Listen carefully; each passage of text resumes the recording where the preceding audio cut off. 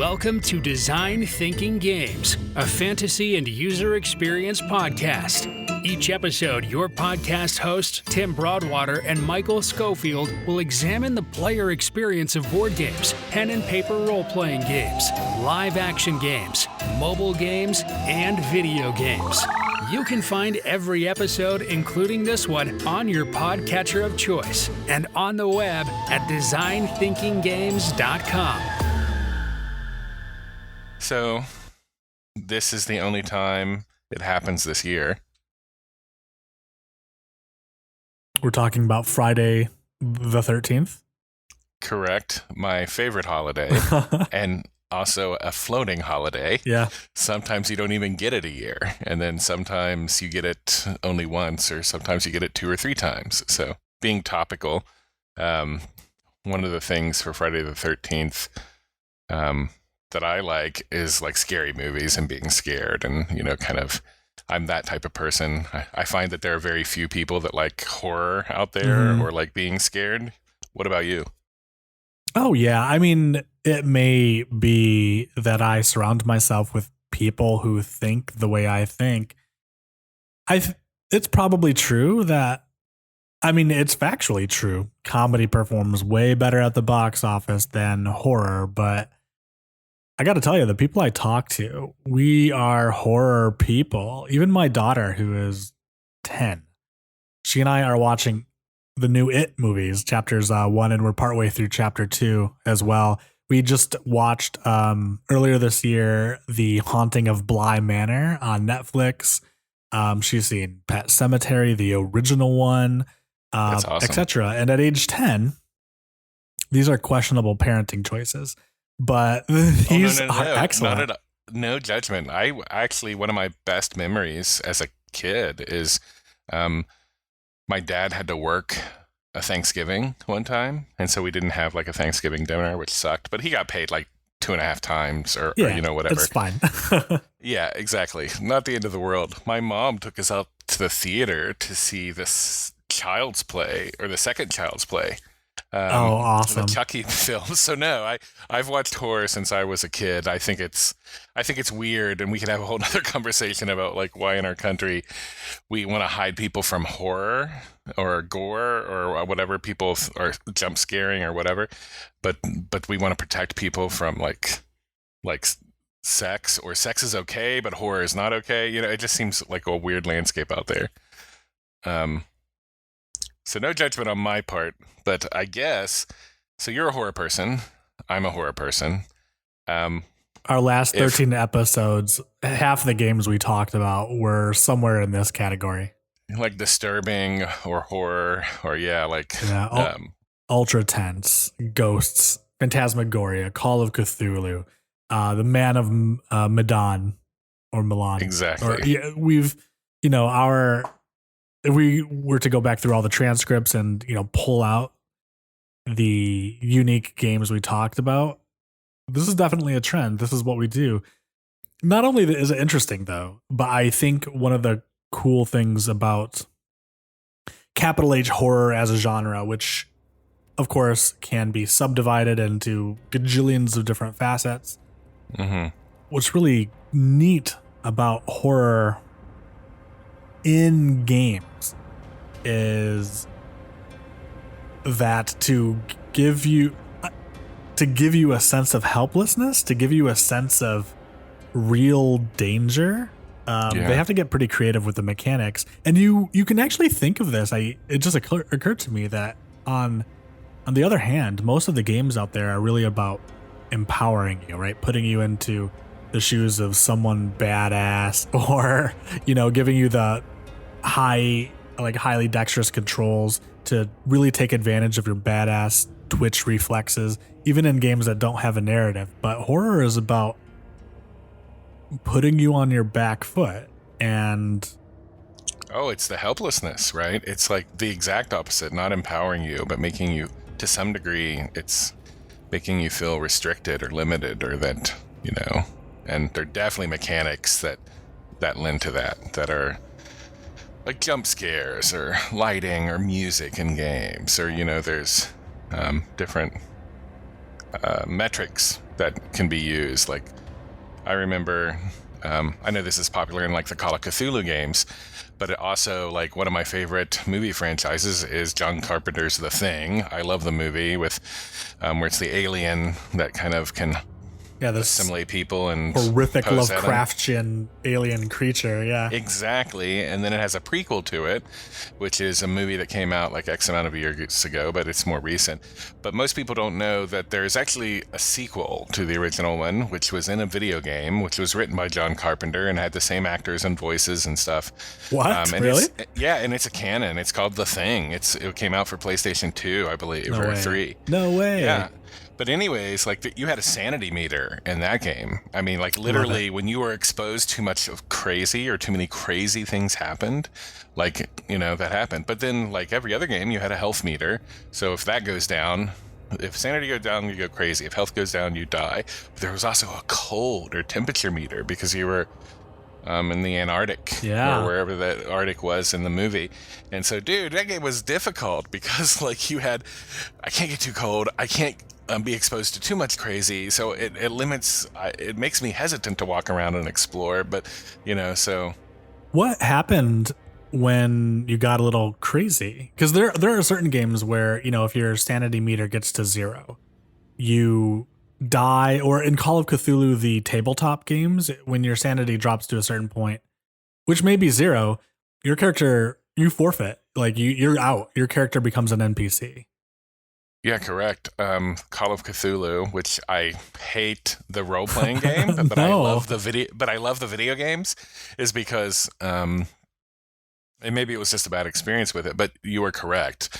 Like, sanity is a giant issue, and it has that whole phantasmagoria kind of, I think, is the punishment, right?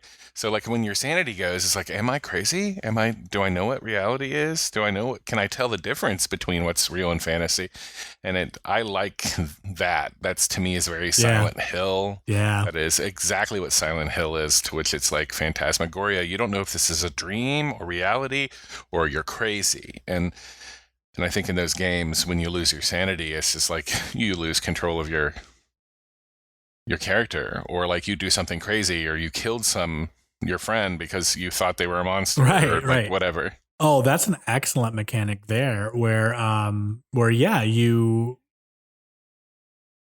like, in game design, you could literally skin a colleague or a friend as some evil creature trying to get to you. They do this in movies too, where oh my gosh, somebody is trying to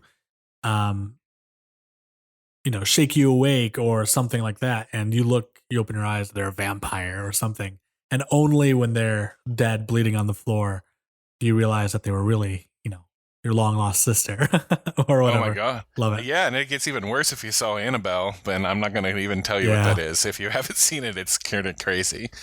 But yeah, I think that's like that sanity metric. But then there's also things that are like, I think music, and this is horrible, I understand that there are deaf people in the world, and I understand there are people with visual acuity kind of, accessibility issues. And so lighting and music is also two big things that are used sometimes. But I almost feel like those could be chucked to the left or right for the accessibility reason. So, but I've played some great games that toy with lighting. Back on the Wii, there was a game called Lit, to where you had to negotiate your way through a high school, but you could never step in the shadow. And that thing to where you found like, oh no, my flashlight's running out of battery, or like I need to turn on this switch to turn on the lamp on a desk, but I can't get across the room. I'm gonna have to knock a hole in the wall to make a light to walk through. That was scary. Creepy. And the music too, like with it, made it really creepy. All right, so you hit on like 3 different things. I want to rotate back and talk just about like sanity as a mechanic, and then the next thing I want to follow up with is this kind of like mechanic of ultra limited resources.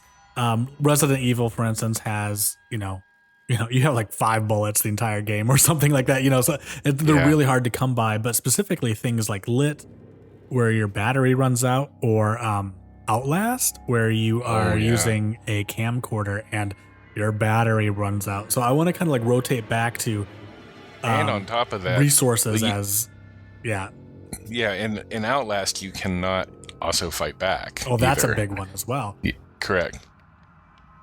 So back to Sanity real quick. So the interesting thing about like Sanity as a mechanic is that sometimes it's done poorly. And at some point, I'd love to hear like what about your experience with Call of Cthulhu, the role-playing game, soured it for you, but maybe that's a different time. That's a bad GM, I think, kind of conversation, So well, maybe not like not a game mechanic. That's a big part there too. But I think the sanity mechanic of Call of Cthulhu isn't great for it being as central as it is. Mm-hmm. For those who don't know, the idea is that your character, based off, it's actually like a cumulative value from different attributes your character has: strength, charisma. I think I'm actually rattling off Dungeons and Dragons attributes, but Call of Cthulhu has very similar ones, right? I think all role-playing games do to some degree. But you have a sanity metric between like 0 and 100, and in Call of Cthulhu, when you roll a die, you're not trying to beat a score, you're trying to come under a score. So if you have a difficulty of 60 on a scale of 100, you roll the die and it comes up 59 or less, you have succeeded. So insanity is the same thing. Your GM is going to make you roll for sanity whenever you encounter like a Lovecraftian horror. You turn the corner and the shadow, the coat rack there actually moves to come get you. Bam, roll sanity. Yeah. The penalty for failing is I think kind of stupid, but it's also interesting in that what's the penalty? It depends. Just remind me. Yeah, so if for like Cthulhu, I guess. Yeah, so very simple, like low level. I don't know if that's the right word, but like a minor sanity rolls where you miss by 2 or 3. Sometimes the penalty is just reducing your sanity score. Remember, once you get to 0, you effectively lose. You are insane. So your 60 goes down to like 40 or 50 or something. Yeah, it's even like, by points. 60 goes down to 59. So you don't really even feel it at certain points. But the other, if you have what I think is called like an extreme failure, you accrue some kind of madness. And there's like madness tables, and maybe every time you cross a mirror, you have to stand and stare.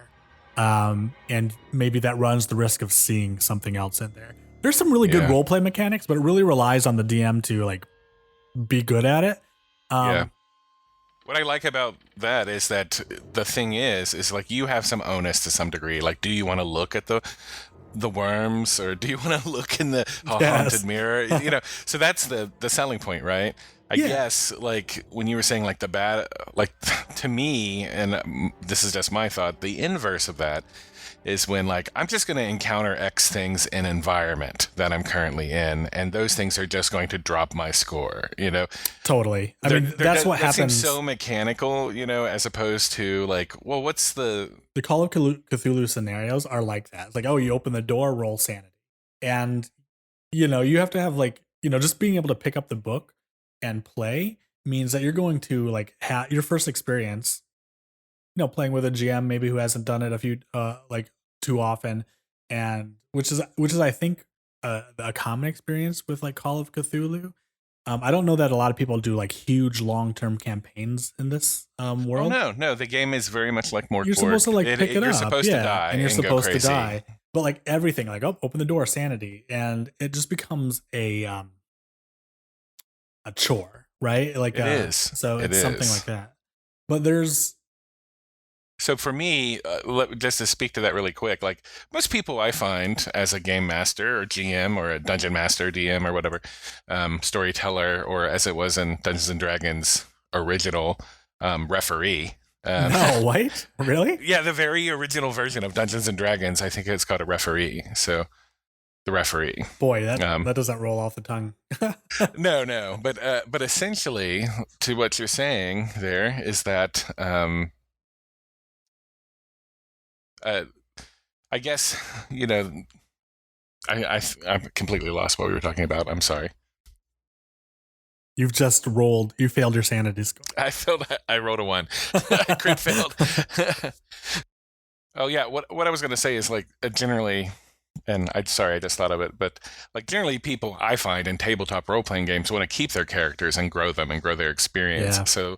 So playing games like Morkborg or um, I mean, Call of Cthulhu definitely, but to a lesser extent, some of the White Wolf games is like Sure. your character can't really survive. I mean, your character's kind of cursed or limited, and it's just so difficult. And sanity being a metric or whatever. But It's supposed to chip away at like the longevity of your character ultimately, where it's not like sanity as like a role playing mechanic, super interesting. But in these games, you're right; they use sanity as a way to get you closer to game over. I think. yeah, and the other thing you were talking about is like the resources, right? So this is a reason why I think people love. You have two type of Resident Evil players, right? Like I think old school and like new school. Yeah. And like the people who want the scare or people who want the scare, but then also some of that terror comes from resource management, which is how many bullets do I have? Do I find the gun? Am I conserving my shotgun shells? Can I run around the zombies? Do you have a flashlight? Exactly. And so, that's kind of scary, when you're in Outlast and you're out of batteries for your camera and or your flashlight or whatever. I think it's a camera that has a light on it. Yeah, it's kind of like a mid 2000s like handheld like camcorder, right? And you flip open the screen and you can look through it in night vision, which makes it even scarier, right? Because it's got that green hue.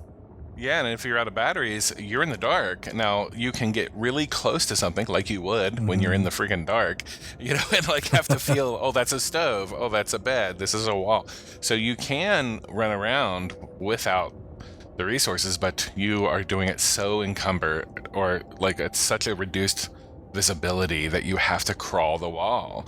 And that's the only way you have to kind of feel yourself around. The other thing that's really interesting about like a mechanic like that, right, which forces you to go slow because going fast would run you into an opponent or something, is that it frankly lets the level not be too big, right? And passing a level still might take 1 or 2 hours. Did you ever play the Thief games, late 90s, early 2000s PC games?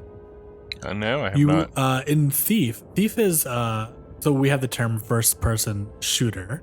So Thief was a first person sneaker. And I like to think, although I believe there are many different people in this lineage, but things like Splinter Cell, etc., really inherited a lot of the shadow mechanics from Thief. I actually think Metal Gear Solid predated it, but it's one of those things where you're a thief in kind of like a medieval city called the City, and you are not a fighter. You can fight 1 or 2 people, but if you come up against like a cluster of guards, you're toast. You got to run away. You're built for speed and litheness, and you're just in, kind of like a roguelike cloak, and you stick to the shadows, and it had a light mechanics, and you walk around in the dark. This isn't a Thief talk, but one of the things about this kind of a mechanic of like staying in the darkness because the dark is safe, or playing with light in some games, like stay in the light because the light is safe, Lit is a game. Exactly. Is that it forces you to take the level slowly, and it can take forever.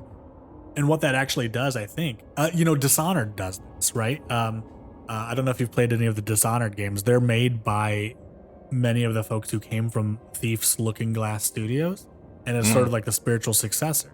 So in the Dishonored games or in Thief, you have to take your time navigating the level. And in so doing, it forces you to really invest yourself in the level. When you're waiting for, like in Outlast, when you're waiting for someone in the asylum to finish their pre-programmed patrol, right? Or something like that, you have to kind of like, wait on the edges of a hallway and just watch the flickering light in the distance to see someone pass so you can time your movement.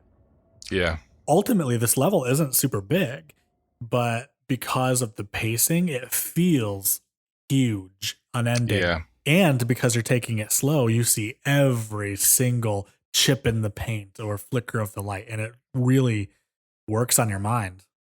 Yeah, so I think you made a good point there, because there's two things, and it's kind of like visibility, I would say to some degree, and the resource management of it, like if it's, but also pacing, like it slows you down and puts you into that creep. There's also the exact opposite, which is you are like zombies ate my neighbors, where it's like, Yes. dude, it is constant pressure. It is it's the exact opposite. So the pacing is forced upon you from time and monsters, and you're running around, and it's also like resource management. You're literally trying to run around and get as many missiles and guns and weed eaters and like anything you can use to fight off anything that's going to come at you and everything that's going to come at you. And it is, you're not going to, the game is notoriously difficult. It is to beat. It's really just like there's timers on each levels as well. And then, at some point you're never going to make it. It's like, how long can you last? Because they're pressuring you. Dead Rising, yeah. So, there are games that are similar. Dead Rising has like a total timer. It's not per level, but you have, I think, something like 72 hours. And then you're toast, right? Like everything. Oh, wow. And so, but in this game, like Dead Rising is semi-comical, and so the idea is that you are resource limited, but you also have plenty of opportunities to like replenish. And the real danger of something like a Dead Rising is the horde. Like 1 zombie, 2 zombies, heck, 10 zombies. Not a whole lot, but 20 zombies, 30 zombies getting from one side of the mall to the other, you're toast. And that's kind of an interesting thing too. It's funny because I think of like Dead Rising, and I don't actually think, oh my God, my Slack notifications went off. But when I think of Dead Rising, I don't really think of it as like a horror game. But the reality is that you have the time, you have all of the mechanics there to make it spooky. A, you have a monster. B, you have a pacing element. And, the stakes are big. You're going to die, or in like Dead Rising 2, your daughter is going to die. Because spoiler for a game that came out, 11 years ago. Oh, yeah. But like Dead Rising 2, your daughter is infected, and you can hold off the zombie virus, provided that you have one of these vaccinations, but those wear off. Mm-hmm. They have the zombie Delta variant or something like that, that was a pandemic joke. But that's one of the things that are at stake too, and there are very few of those vaccines. But with Resident Evil, like, and specifically the early ones, PS2 era, you move like a snail. Like the monsters are faster than you have, like almost zero ammunition. It's super dark, and the cameras suck. And so even like kind of like these like the constraints of like the game and the controls make you feel like you're on death's door at every corner. And kind of circling back to one of the things that I think we both kind of mentioned at some points, sound. I think there's a two-piecer to sound, right? One part of it is the jump scare, right? Where it's just like you're going along and it's like, eh. Oh my God, in yeah. addition to doing something for you. And the music escalates that, right? It's the same in horror games as it is in horror movies, to where it's just like keep you very silent walking around. All you hear is dripping water and your footsteps. And then essentially then something pops out, makes a loud, and that scares you. But then there's also the sound piece, which is like you can't put off sound, or, you can't make too much sound, or there's asynchronous horror games to where if you make too much sound, like the killer or the monster will find you, right? I love it. Yeah. And then like the whole horde thing you were talking about, like this unstoppable force, I feel like there are games that have this unstoppable force element, like this is going to happen eventually, or it's forthcoming, or it's a timer, Yeah, or it's either something is going to happen. And it's either like many, many, many monsters, or you come face to face with Dracula in the old Sherlock Holmes Dracula games. Like Dracula's gonna whoop you. Like that's like Fury of Dracula too. Like Dracula is way more powerful. You can't win. You encounter a Lovecraftian horror in Call of Cthulhu, say goodbye, dude. right? So part of it, that's a great mechanic too. Like part of that is not drawing attention to yourself. Like you don't run around and thing. you don't run around and Outlast because those guys will hear you, right? Yeah.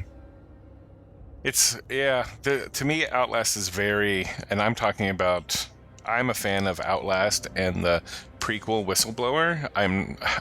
Although I liked 2, I'm not in my opinion, it wasn't as good as the first one. What do you think the differentiators were? Why was the first one so good, and what about the second one? First one, like you're trying to survive and run away and creep around like this mental hospital where you find out like things have been going on, like experiments, and then you find out that's even more. You're a journalist, right? And you're creeping into who gets called in, yes, on an investigation, and you're just trying to get out.